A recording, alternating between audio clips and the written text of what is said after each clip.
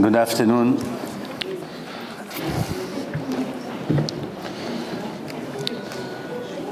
This lecture, as I understand, is the last one for today's gathering here.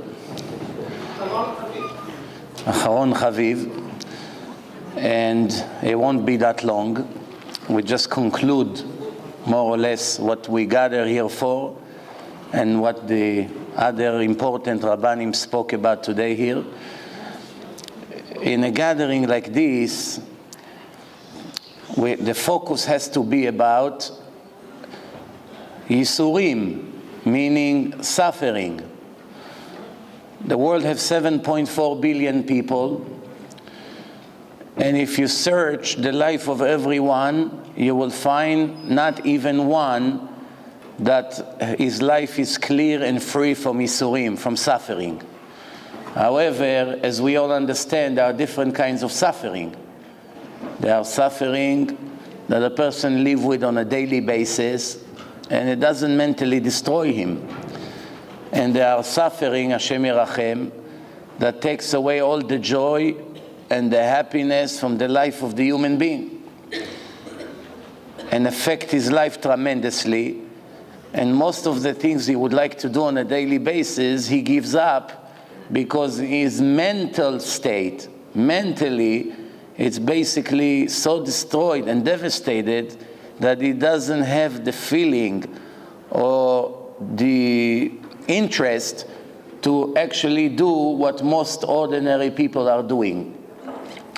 We have to analyze what's happening in our generation, that the world has an epidemic. It's a horrible disease. It's affecting the life of hundreds of millions of people. As we review today the situation, we're focusing on the Jewish world, but it's a worldwide epidemic. Well, we have to speak about our own problem here today. We find today, and I'm telling you from experience as a speaker that speaks for about 20 years by now, that every month the situation have gotten worse and worse, which means there are more cases, there are more sick people, more and more people finding out that they are obviously joining this horrible situation that we have today. And it doesn't only affect the patient, it affects his entire family. It's affecting his brothers and sisters, the parents, the grandparents, neighbors, friends, other family members. Everyone is joining this group of suffering, and unfortunately the situation becoming worse as we speak. It's very difficult in this generation to give a clear answer why HaKadosh Baruch Hu sent so many sicknesses to this generation. It's very difficult. The reason that it's difficult, because we don't have prophets anymore. 2,000 years ago, when a person wanted to know why he has all this suffering that HaKadosh Baruch Hu sent him, he would come to a prophet, to the Navi, and would describe what's going on, and the prophet will tell him what's the situation. Or even a big Chacham that had Ruach HaKodesh, like the Ari 500 years ago, was able to look at a person and tell him all the reasons for all his problems. Today, as big as the Chachamim are, they're not in the level of 2,000 years ago. And the Chacham cannot look at your face or at your situation and knows right away what's the reason for all the problems. It's very difficult. When we review the list of causes, of reasons why a person may get a sickness, there's a list of things according to the Torah, of course, not according to my opinion or to anybody else's opinion, only according to the written Torah and the oral Torah. There is a list of things, as the Torah says, Kol ha-machala asher samti b'Mitzrayim lo asim alecha, all the sicknesses that I sent to the Egyptians in Egypt, I would not send to you, ki ani Hashem rofecha, I am your doctor, I am the one who gives health, or God forbid, take away the health, and I only do it based on your behaving. Therefore, there is a list of things that increase the probability that a person's health will go away. The question is, if we review the list, it's a very long list. I can mention some of the things.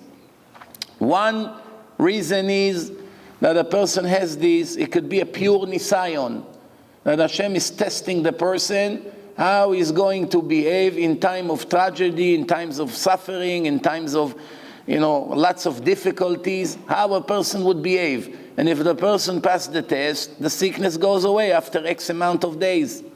That's one thing. Sometimes it's a result of an individual sin that a person made in his life. He made a sin, and the Tanakh, the 24 books of Judaism, are full of examples that HaKadosh Baruch Hu sends certain sicknesses to certain nations or cities or individuals based on something that they did. So that could be another reason. For instance, and I hope nobody will get upset, but we have to say the truth here, not to offend anyone, chas v'shalom, because we all need to improve, and we all have to make tshuva, and we have to correct on a daily basis everything that we do. So one reason could be problems with modesty, problems with Shabbat, problem with the way we conduct business, problem with Lashon Hara, problems with emunah and confidence in Hashem, chilul Hashem, chas v'shalom, that we may do, not even realizing how horrible and how far it travels. And many other examples that we saw in the Tanakh in the last 2,000 years as it reflects in our world. And there's reasons, and one of the reasons, as I say, is this list and many other things which I did not include in the list. However, right away there is a flag that is pumping right here. There's a question that rises right away. You are talking about a sin that we may have done, and as a result of that, this is the reaction that what happened to us or to that individual. How are you going to explain that there are children who did not even had a chance to sin, they're just born with a sickness? Or even if they came later on when they're 2, 4, 5, 7 years old, every normal human being understands that these kids are not capable of making sins, and even if they make sins, as the Torah clearly say, they are not subject to any responsibility, and definitely not a punishment, at least until they bar mitzvah, and sometimes even after their bar mitzvah, they're not subject to anything, because it's the way their parents raised them, and it's like considered to be tinokot shenishbu, when they are not subject to get any punishments, because they are not as guilty as other person who knew the truth and still violated the rules. So in that case, the question that every person asks at least once in his lifetime in this world, Jews and non-Jews, is why with this innocent baby or kid receiving such suffering? I understand you come with your explanation from the Torah that a person may have done a horrible sin, right? Like I saw in Chazal, Yoshua ben Nun, he took the place of Moshe Rabbeinu. Everybody understands that Moshe is the greatest human being in history. And everybody understands that Moshe had 2 sons, and they were very good, and they were very worthy. Even though the Torah doesn't tell us a lot about them, like other individuals who are mentioned in the Torah, we know that they were very big. How do we know? Because Moshe Rabbeinu asked from HaKadosh Baruch Hu before he passed away that one of these 2 children, Elazar and Gershom, will inherit his place. And Moshe Rabbeinu was a brilliant, genius person, and very righteous, and very humble, and very honest. If he thought that his children are not good enough to be the leader of the Jewish nation in front of Hashem, to connect between Hashem and the Jewish nation, Moshe would not have the guts to come to Hashem and say, make my son the leader, the king of the nation of Israel, knowing Chas v'Shalom is off the derech kid or not worthy enough. So the fact that Moshe wanted them to take his place means they were great people. But Hashem said, no, they could be great, there's no question here, but there's somebody greater than them. Who? Yoshua ben Nun. Why? He's meshamesh. He was very faithful to you, and he's very down to earth. He cleans the shul when everyone leaves. He stayed to do the dirty jobs. This is the kind of leader I need. So somebody like this, that HaKadosh Baruch Hu put a stamp on him, that from all the people in the nation of Israel is the number 1 after Moshe Rabbeinu, Chazal are saying that he got punished, that he did not have children. For one night, that he was mevatel the nation of Israel from learning Torah, that's chas v'shalom, the reaction that happened to him. Even though Hashem said that he's completely tzaddik, righteous. What happened? One act, one mistake that a person can do, what's the result?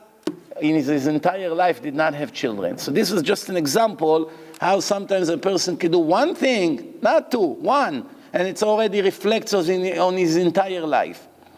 However, before I'm going to answer the question that everybody is waiting for, this answer about the children, I will tell you one more Gemara, and it will help us later to understand. The Gemara says Rabbi Yehuda HaNasi, which was a legend in the Jewish history, he wrote the Mishnah, he lived 120 years, complete full life. And was besides being so righteous and such a huge Talmid Chacham, was also a billionaire. So basically he had everything a person wants in this world. He had everything he needed. He had plenty of money, he was a huge Baal Tzedakah. And the Gemara says, one time a calf, a baby calf came to him, was trying to hide by him that he would not be slaughtered. They were leading him to slaughter him, shchita, and he came to try to hide by Rabbi Yehuda HaNasi, and he pushed him. He pushed his head, and he said, Lech ki lechach nivreta.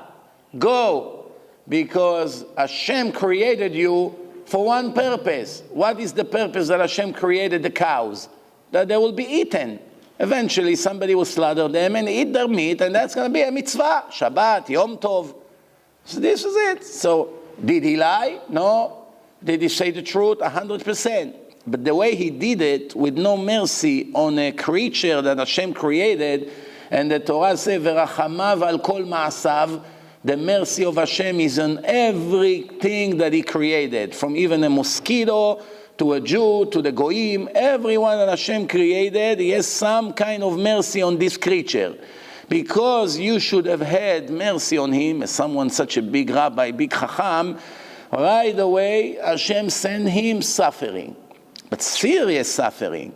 He had either a stone in his kidney or problem with his gallbladder. It's not exactly clear what was his sickness, but it's one thing, it's clear 100%, that the pain was so horrible that when he had an attack, he used to scream from the pain, and he said to his servant, when you begin to hear me screaming, please put food, straw, in front of the horses, because when the horses see food, they begin to scream, they begin to make noise. Because he did not want the Jews outside of his house to cry when they hear the chief rabbi of Israel is crying from pain and screaming. So obviously the pain was something very severe. So this is how much he suffered. However, this Rabbi Yehuda HaNasi, which according to Chazal, a part of the soul of Yaakov Avinu went into his body, Gilgul shel Yaakov Avinu. And like I said, lived a perfect life. And thanks to him, we have Torah in the nation of Israel, because he realized if he won't write the Torah Shebe'al Peh, the Mishnah, in a year or two, everything will be gone. Or maximum one generation, we won't have Torah left. And for those who know Torah, knows that 99% of Judaism come from Torah Shebe'al Peh. Without Torah Shebe'al Peh, you don't have any Judaism. You cannot practice one mitzvah from the written Torah without the instruction in the oral law, in what we call today Gemara and Shulchan Aruch. So what happened with Rabbi? He started to have this suffering for how long? 13 years. 13 years he was learning Torah. 13 years he was teaching Torah. 13 years he did everyday confession, vidui, at least morning and evening, and then when he went to sleep 3 times a day, 3 times a day he made vidui. He obviously wasn't a person who make any sins, because his level of Yirat Shamayim was in a level that we cannot even imagine. And he was a huge Baal Tzedakah, giving fortune to all the poor people who needed food from him constantly. His house was like a motel. Everyone went in and out and got food in his home. His table was full of greatness for everyone who needed help. He was the address to come. So after 13 years, every year he had Elul. 40 days from Rosh Chodesh Elul until Yom Kippur of tshuva and slichot and, Aseret Yemei Tshuva. Nothing helped. The pain and the suffering stayed by him 100% for 13 years, every day, such a big holy person. No discount. And what happened? One day he saw the maid sweeping the floor, and there was some rats there, and she made the rats fly with a broom, and he looked at her and he said to her, "Hey, why don't you have mercy on the rats, on these mice over there? Don't you know that Hashem has mercy on them? You should treat them a little bit more, with mercy." That day, the suffering and the sickness that he had disappeared like it never came, completely, without doctors, without surgeries, without all the things that we're trying to do today. One day, everything just gone by a miracle, everything. So the question is, all the things that he went through, how long a punishment that a person received for something that he have done wrong, how long would it last? Forever? It has to be a limit. Like in everything else in life, you pay, you finish paying, and you're free now. And you're free, and that's it. But we see here that if he did not see the maid cleaning the floor and abusing the rats there, if he would have not seen it, perhaps he would have this suffering until the day he passed away. It would not go away. What made it go away?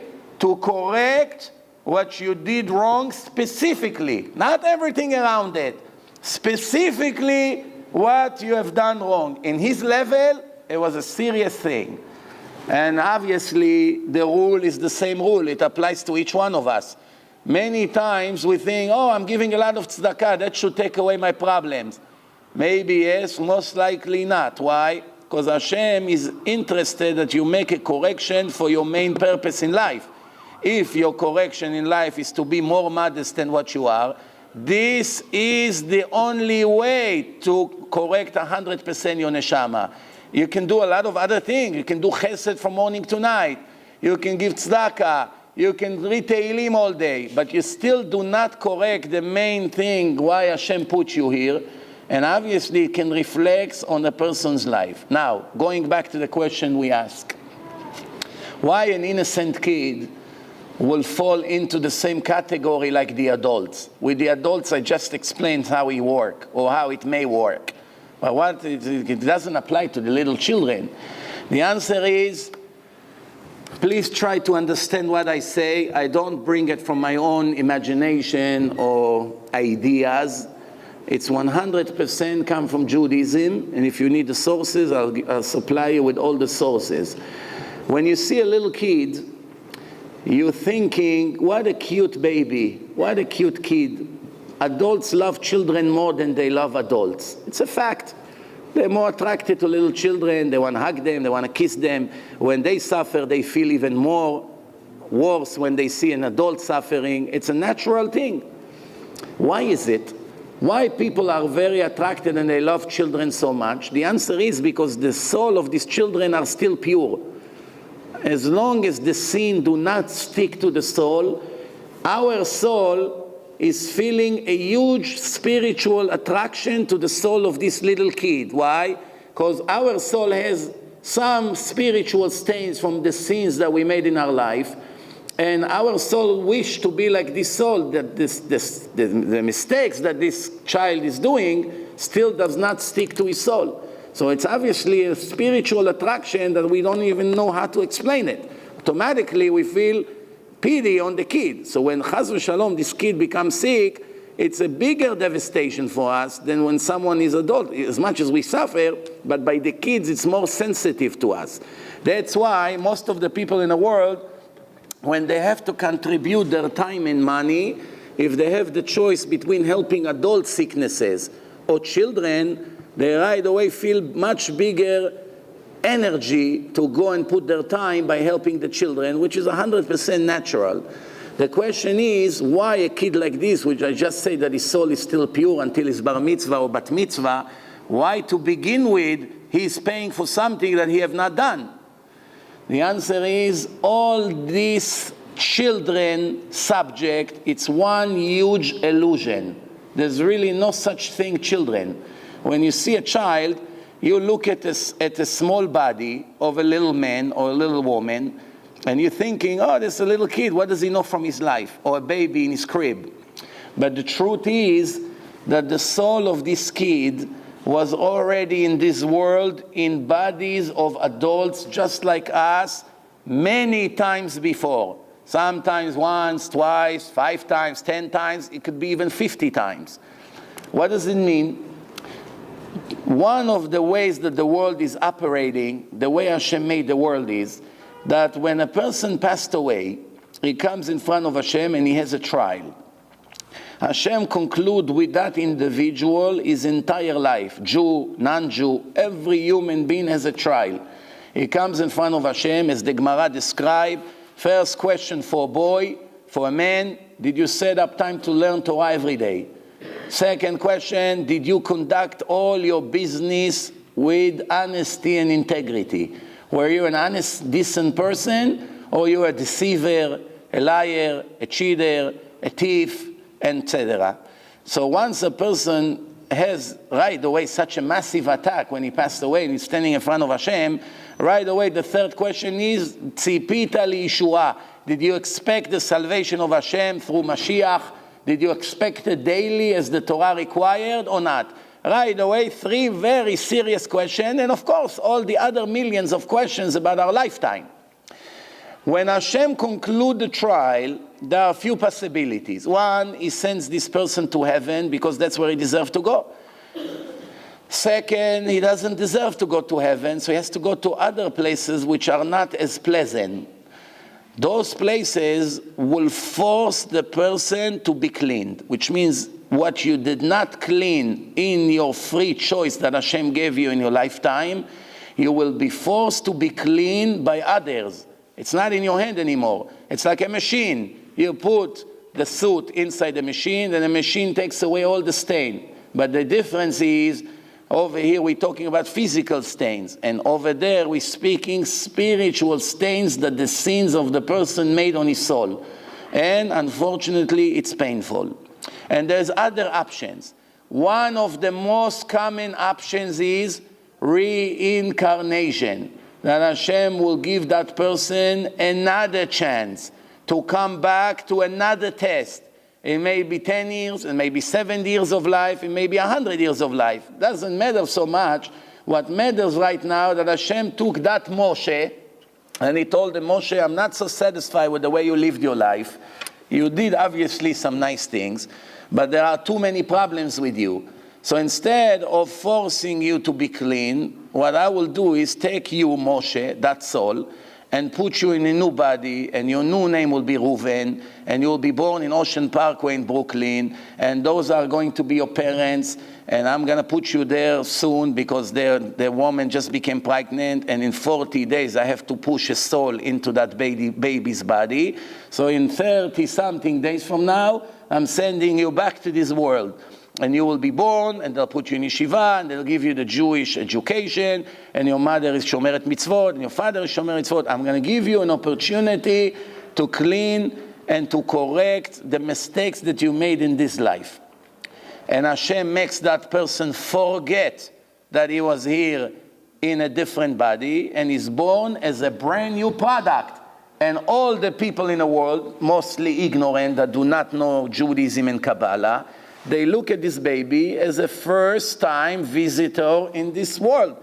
They don't understand that this little cute baby that they just see here was already here 5 or 15 times, and if you add together all his lifetime together, he could have been already 800 years old. Right? In his first time, he was 70 years old. Second time, 90. Third time, 40. You add all his lifetime together, this little baby here is 800 years old. And 800 years has perhaps many, many, many sins that he brings from his lifetimes into his new life. Sometimes the only reason that Hashem sent this child to the world is to live X amount of years, to receive all this horrible suffering as we witness in our days, that it happens a lot, unfortunately. But really for the baby, even though it's hard to understand even what I'm saying here, try to, at least try. For the baby is actually the best thing that can happen to him. The visit to this world, which will take 3, 4, 5, 10 years, whatever it takes, and then he leaves the world and he goes express to heaven. If you interview him in the time when he passed away, say, what do you think? How do you conclude this short life that you had? What his answer would be, Baruch Hashem, it's over. I'm very satisfied right now. They showed me my place in heaven. I'm very, very happy. I want to share with you a story that happened in the times of the Gaon Vilna. The Vilna Gaon, it was about 250 years ago in Vilna, and he had a kid, he had a Talmid, one of his students, that had a little kid. And the kid lived only a few days, and after many years that this couple could not have children, they finally had a child. And this child came to the world, and after 3 days, lo aleinu, he passed away. 3 days. That's it, what we call in Hebrew, mavet arisa. That is in his crib, before he even came to the world, he already left the world. Obviously, that Talmid of the Gaon Vilna was devastated, was very depressed. And they told the Gaon Vilna that this Talmid is very broken. So he asked to bring him to him.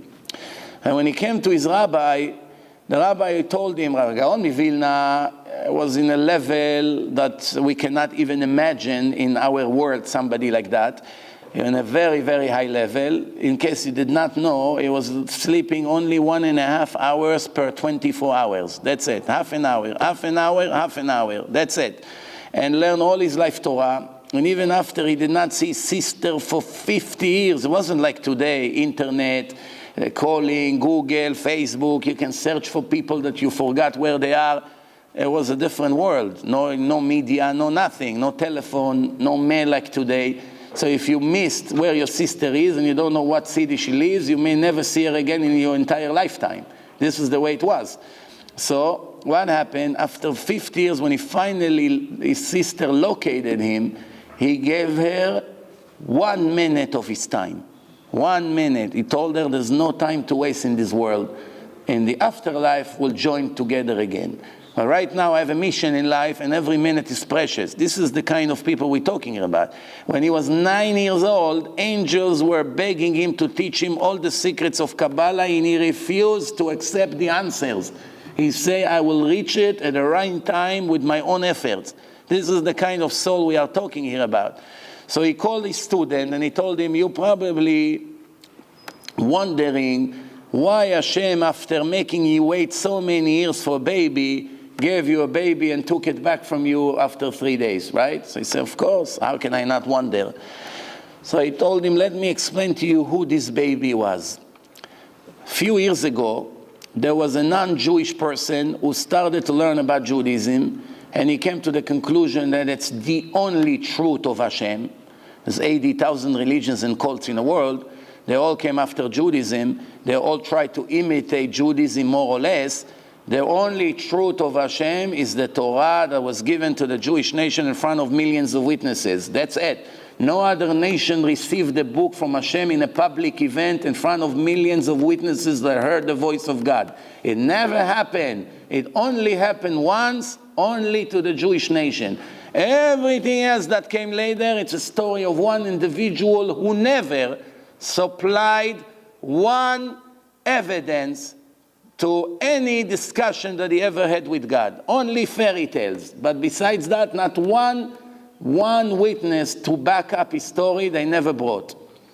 So now he said to him, this non-Jew, he started to realize that he must convert, and he converted eventually to Judaism, and he became such a righteous Jew that when he died, he came in front of Hashem. Hashem was so impressed from him, from the level that he reached as someone who grew up a non-Jew and became such a holy, righteous Jew. Even HaKadosh Baruch Hu was impressed by him.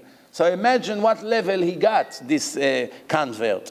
So what happened? Hashem said to him, look, your place is in heaven according to the level and the efforts that you put in your lifetime is set. You have a wonderful place where I'm sending your neshama to, your soul. But I'm willing to give you an upgrade. What's the upgrade? since you were born without holiness. After all, your mother wasn't Jewish, so it wasn't the purity, or Hashem purified the Jewish nation. It's a little bit different.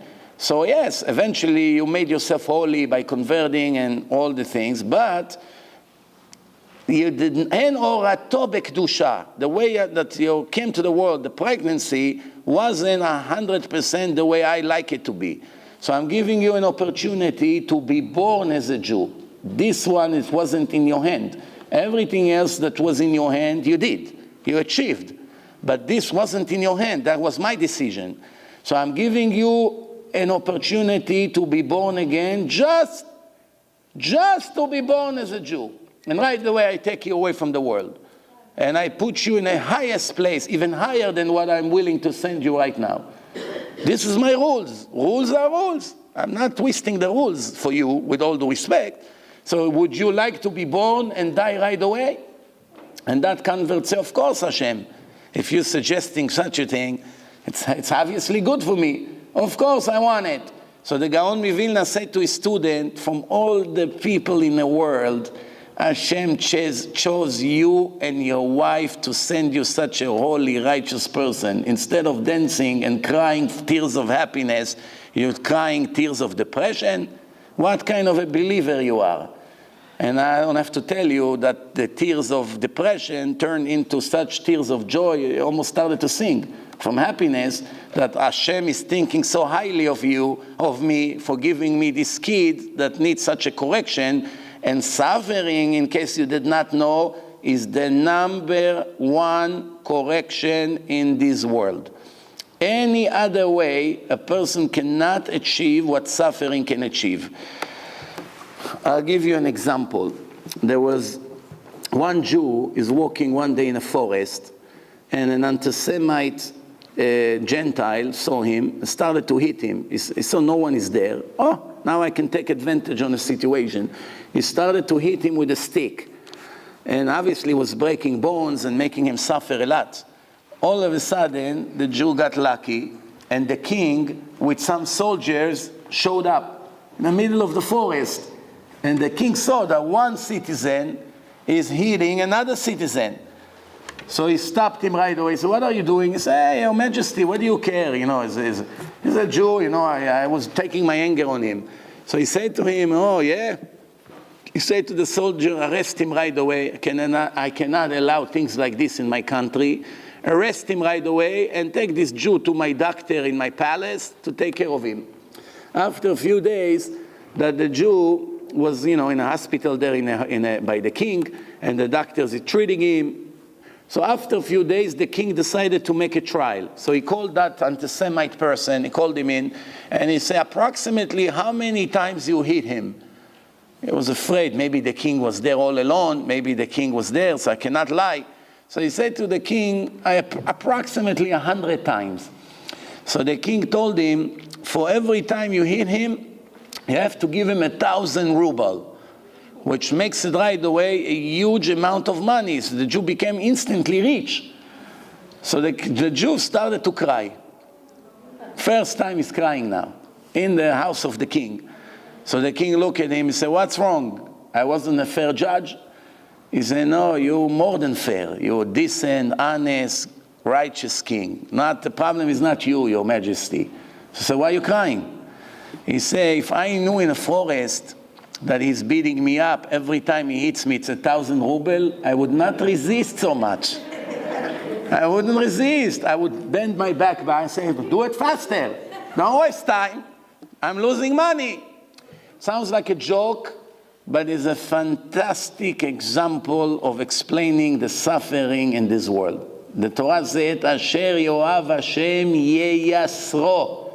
Someone that Hashem loves, He is doing him, believe it or not, as hard as it may sound and as difficult as it sounds to believe, He sends him suffering to cleanse his soul that He can take him to heaven for eternity.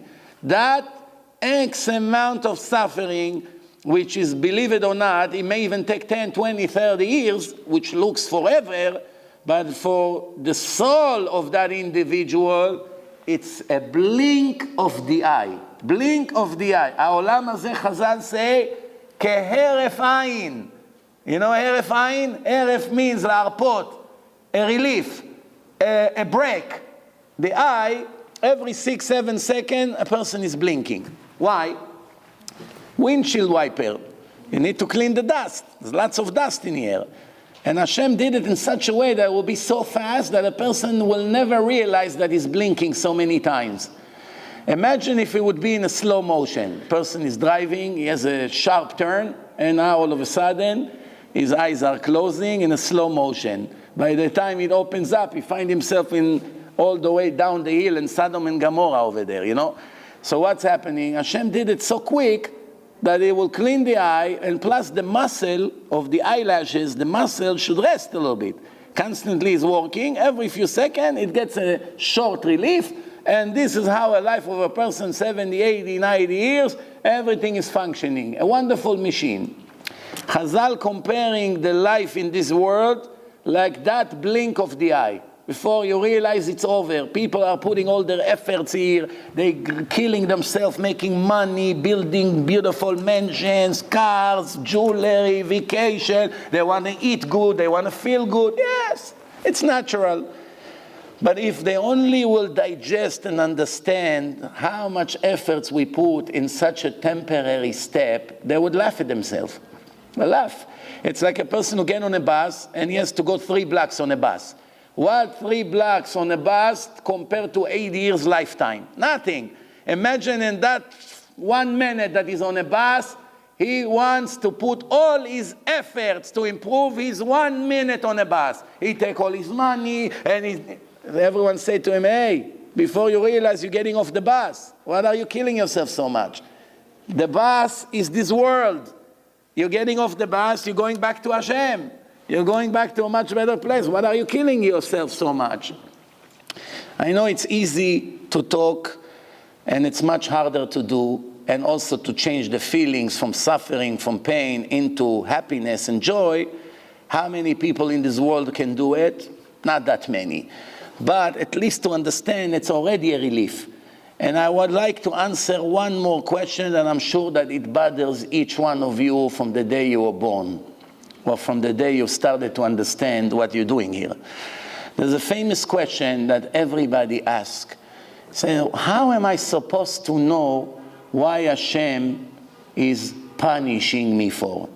Okay, obviously I understand that Hashem did not give me a candy here.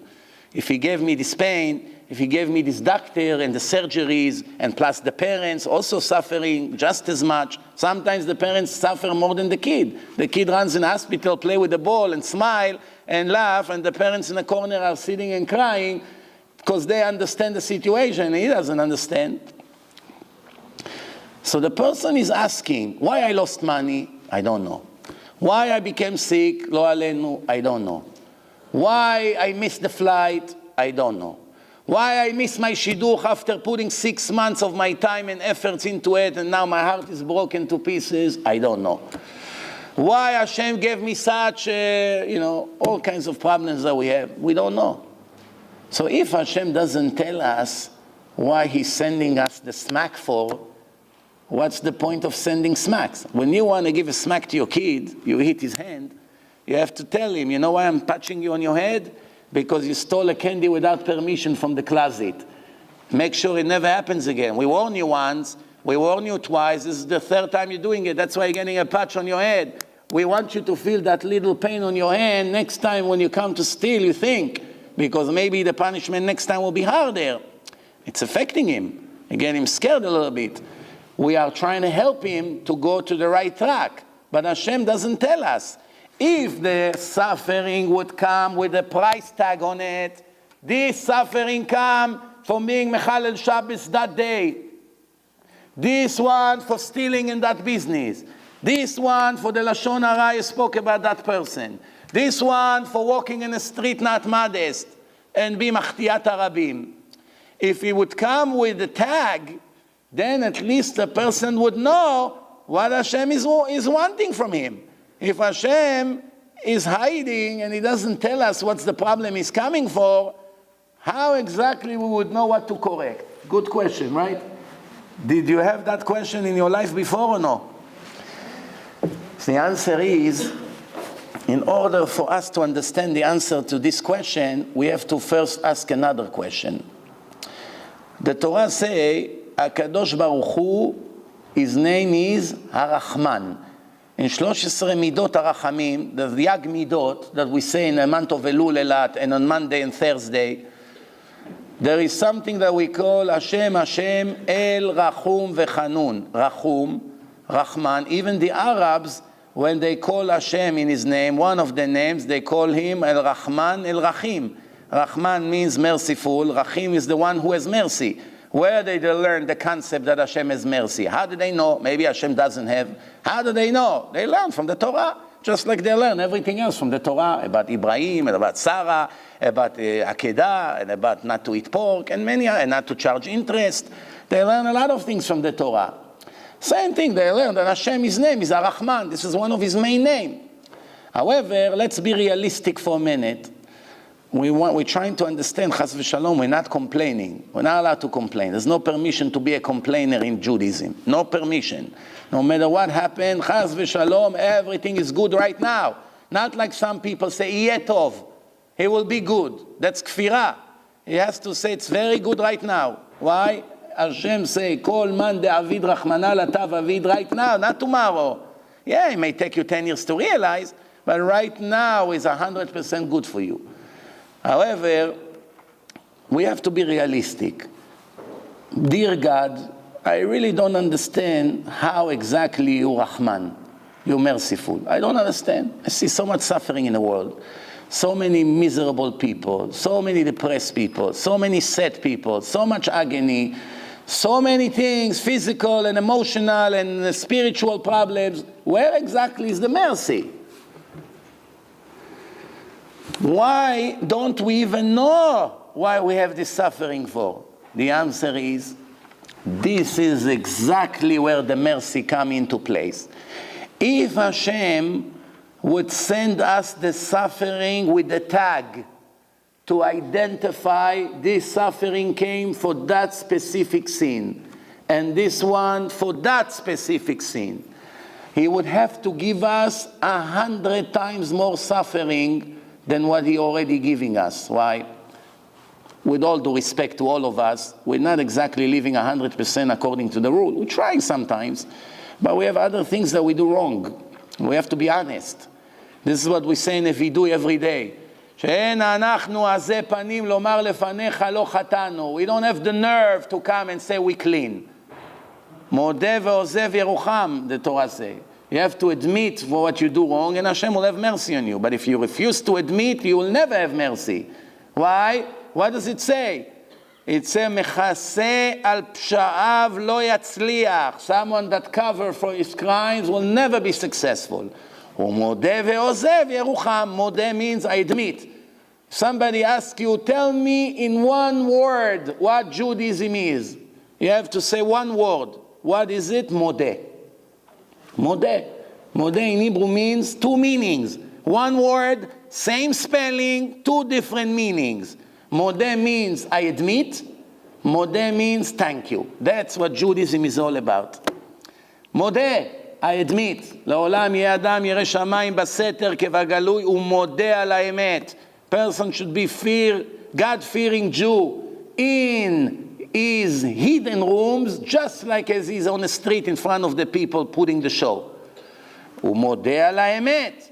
Admitting always to the truth, ודובר אמת בלבבו, until he get to a situation that פיו וליבו שווים, that his mouth and his heart will be identical exactly, not faker. In his heart one thing and in his mouth the opposite. So what's going on here? So Hashem say to us, the reason why the suffering does not come with the tag is because I don't want you to know why the punishment came for what sin. That's the whole point. I want to hide it from you. Why? Since you do not know why you received this suffering from this life, from previous life, from something you did 20 years ago, for something you did yesterday, you don't know. And with something, a person begins to analyze his life. Do I speak Lashon Hara? Every day. Do I come to Shul on time? Never. Do I keep Shabbat 100% the way Hashem expects me? Not always. Do I give enough tzedakah? Hashem gave me so much money. Do I give enough tzedakah? I know that I don't. Yeah, people kiss my hand. They think I'm a real philanthropist. But only Hashem and I knows the secret that I have 5 billion, not me. Don't stand online. No? I'm just giving an example. Hashem, no, he gave me $5 billion and I only gave 2 million this year. Oh, so everyone respects me. Why? One woman called me up. She said, I need 20 mezuzot. I said, for who? She said, for my brother. I know this woman is very religious and very righteous. I had to assume that her brother is at least traditional. So I said, what, your brother doesn't have mezuzot? She said, no.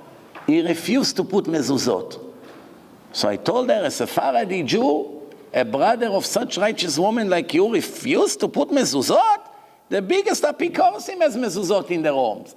People who chas v'shalom deny there is a God, they have mezuzot. People who fight against the Torah day and night have mezuzot. Someone like this doesn't have mezuzot. He doesn't believe in any of it. So then came my next question. So I said, okay, so what happened? Chas v'shalom, did he become sick? She said, no, worse.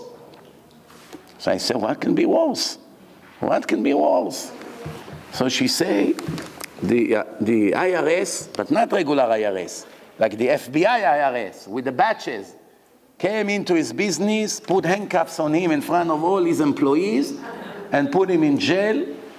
They found that he put $50 million in the Israeli bank, and the Israeli reported to the IRS, that's the new role, that he hides over there lots of money that he never paid taxes on.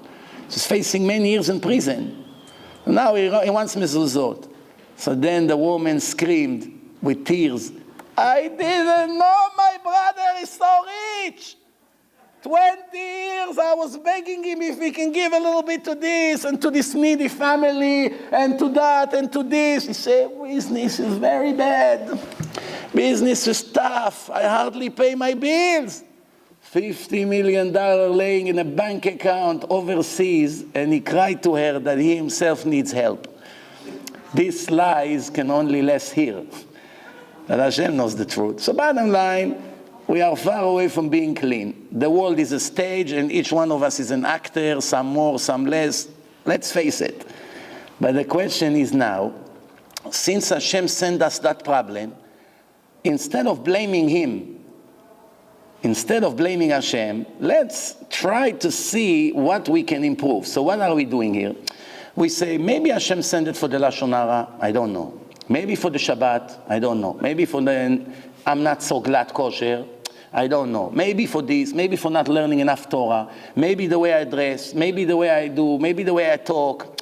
So, maybe I don't have emunah, maybe I'm not on it. A person begins to think, he has a list all the way from here to Zimbabwe. He has a very long list. And he doesn't know which one Hashem is upset about. Because he does not know, he fixed half of the list. One strike made him fix 10 or 20 or 50 different problems. But if each suffering would come with a tag, then the person would only fix one, and Hashem will be forced to send right away another one, and another one, and another one, and another one. That's called Arachman. That's called mercy. I'm sending you an anonymous suffering. You don't know for what. Expecting you to fix everything. But I don't have to give you another one, because the way the Torah is, reward and punishment. Face it. That's the reality. Yeah, there are people in this generation, they try to cover and hide what the Torah says. But we as people who seek for honesty, we should always remember that Torah is full of rewards, but there's also a price to pay. If a person knows what I do wrong, it will be one day that I will have to pay the bill. A person receives a credit card and he runs and he shops everywhere like crazy. A month later the bill comes and he becomes depressed. When he sees how much he has to pay now, even the things that he bought, he doesn't enjoy anymore. Why? When he looks at these new boots that he bought for $1,000, or she, usually it's just she. One time I was invited to put mezuzot in someone's house. somewhere in New York State. And they say, bring a lot of mezuzot. So, how many is a lot of mezuzot? 20, 30? So I asked her, how many? She said, at least 100 bring. So, wow, 100? It sounds like a school with many classes, 5, 6 floors. No, it's a house. Okay. So I came over there with an assistant. Didn't expect that. More than 80 mezuzot we had to put. We started in the morning, we finished by sunset. We almost didn't make it to Mincha. All day we walked there to put mezuzot in this house because we tried to figure out if we've been in all the rooms. But why I remember that now, when I went to the bedroom, I saw, without exaggeration, maybe 300 pairs of shoes. The room, the closet for the shoes of that lady was so big that the closet also needs mezuzah. Why? 5 people can live there all year round. I don't know why women love shoes so much. I don't know, but this is it. Let's conclude. Time is running out. Let's conclude. Look, sometimes people would suffer X amount of years and then the miracle happen and Hashem helps and they come out. We have to do the best we can do. If we have to raise money for them, we have an obligation. We have to pray for them. We have to help the family. We have to do everything we can. We cannot rely on a miracle, especially when we are far away from being in a level like Avraham and David HaMelech or Rabbi Akiva or Rabbi Shimon Bar Yochai. We're not in that league. We have to do our best efforts. Cannot say, oh, I'll pray for you. No, you have money, help with money. You have time, help with time. You have the ability to organize events like this. And a perfect example, J-Root Radio. It's the heart of the community. Heart. You know what a heart? A body without a heart is worthless. The kidney is nothing, the lung is nothing, the ligament is nothing. If the heart is not there, everything else is worthless. Bringing the community together, broadcast divrei Torah, kosher music, nice things, so many people making more tshuva, improving, broadcasting life to so many places. This is it. This is the help. Not just to organize an event for 200-300 ladies, if you can bring it to 30,000 people. And how? This is it. A person has to know, invest in kiruv. Kiruv is not only for secular people like some people think. Kiruv is for rabbis. Kiruv is for Rashi Yeshivot. Kiruv is for Avrechim. I know from experience. Some people, their entire life changed for listening to a Kiruv lecture. I had a Hasidic Rebbe who was teaching Gemara all his life. One time we invited him to our seminar. I saw him sitting in the last row and crying non-stop. 3-day seminars in hotel. Hasidic, Talmid Chacham, all his life in Torah. I came to him, I said, Rabbi, why are you crying? What happened? He said, you don't understand, all my life I learned Torah. And now I've seen some of these Gemarot that I learned so many times and taught my Talmidim in my life. And I just realized now that I never saw that this is a proof that the Torah is divine. I learned it, I taught it, but I didn't see it the way you presented it. So it excites me so much that I look at the Torah from a different point of view. I feel for the first time that I'm in a very high level of emunah in Hashem. This is a person who taught Gemara all his life and grew up in a very ultra-Orthodox Hasidic community. Why? The words of Torah can be mekarev, even a big Talmid Chacham. Needless to say, most of the people in the world are not Talmidei Chachamim. And the way to do it today is using the media correctly. So, Bezrat Hashem, each one of us has to do the best we can. All these organizations who help are very, very blessed. And it's caused unity. Some of the sicknesses that these kids or adults have bring unity to the nation of Israel. There's no chas v'shalom racism, there's no machlokot anymore. When there is a problem that it touch each one of us, should bring us more closer. That's one of the reasons sometimes that Hashem brings these problems. To see if in times of problem we give up our ego and pride and all the other nonsense that we live by, and we finally stick to the truth and do the right thing. And believe it or not, there are people who even in times of tragedies like this won't put their ego down. They won't, no matter what happened. But that's not what Hashem wants. Hashem brought it for a reason. Every one of us should feel that it's his own child. The Gemara say, כל שבידו להתפלל על חברו ואינו מתפלל נקרא חוטא. Every Jew that can pray with the gate of tears never lacked. The Gemara says, שערי דמעה לא ננעלו. Everyone that can pray for another Jew and does not do it become a sinner immediately.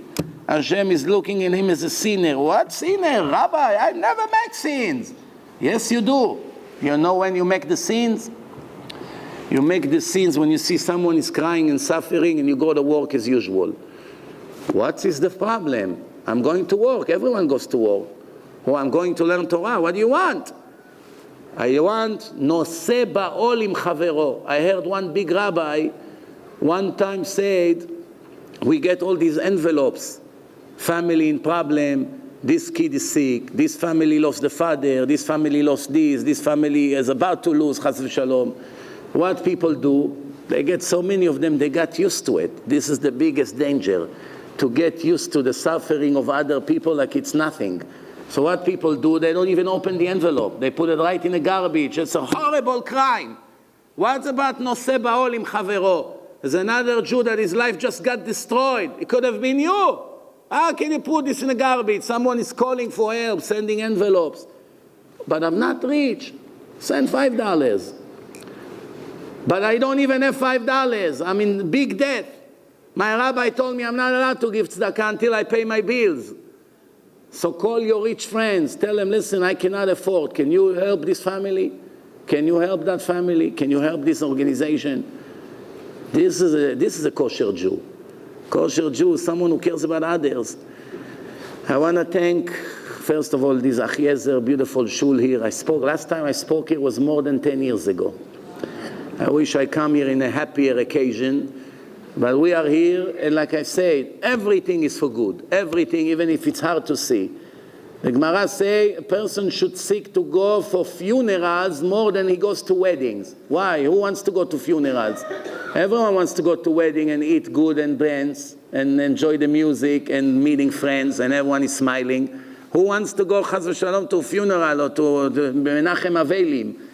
The point is, when a person goes to such places, immediately he makes tshuva by seeing what's happening there. But when he saw the dancing and the drinking and everyone is happy, it doesn't bring tshuva. Yeah, it brings pleasure, but it doesn't make you closer to Hashem. Like when you see, chas v'shalom, what's the end of the human being? A blink of the eye, before we realize it's over. We might as well get as much as we can from this blink of the eye, because that's it. It may be the last opportunity. Be'ezrat Hashem, who I am to bless, but even Birkat Ediot, it's something. It can be something. I bless all these children and all these families to have good news, bsorot tovot, full recovery for every one of the Jewish patients in the world and all the other people that needs refuah. Be'ezrat Hashem, and Hashem will have mercy on us.